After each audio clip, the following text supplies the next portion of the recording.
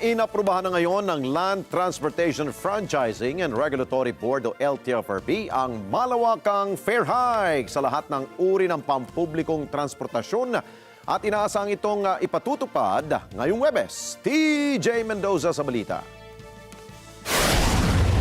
Uwian sa Maynila ang estudyanteng si Joseph na nag-aaral sa UP Diliman. Kung dati 62 pesos ang itinatabi niyang budget sa pamasahe, ngayon kinakailangan niyang magtabi na ng 75 pesos. Hindi lang talaga matadaan sa mga subsidies, sa subsidies ang mga problema sa langis, no.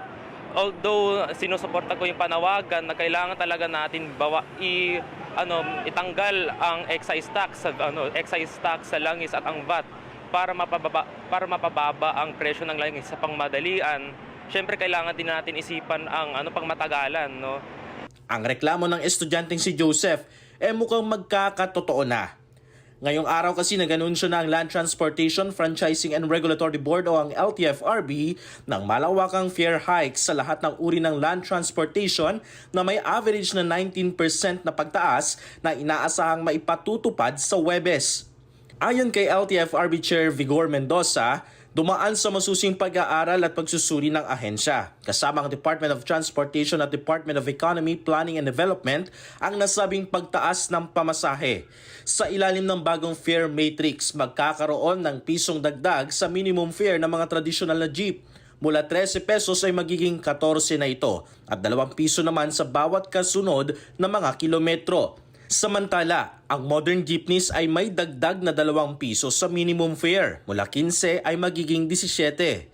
Si Tatay Manyanito, na matagal nang nagmamaneho ng jeep, may reklamo sa taas singil ng pamasahe. Kailangan kahit 5 piso. Para yung kita kasi namin, maubos sa diesel.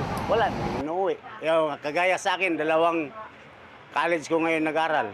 Anong pamasahe ko araw-araw sa mga anak ko? Wala. Para naman sa mga bus, may dagdag ding 2 piso sa minimum fare ng ordinary buses at 3 piso naman sa air-conditioned buses sa Metro Manila at iba pang lungsod. Samantala, patuloy pang pinag-aaralan ng mga petisyon para sa pagtaas ng pamasahe ng mga taxi at UV Express. Iginiit ng LTFRB na permanente ang mga pagbabagong ito at maipatutupad sa oras na mailathala ang mga bagong rate. Kailangan maglagay ng updated na fare matrix sa loob ng mga pampublikong sasakyan bago ito maipatupad.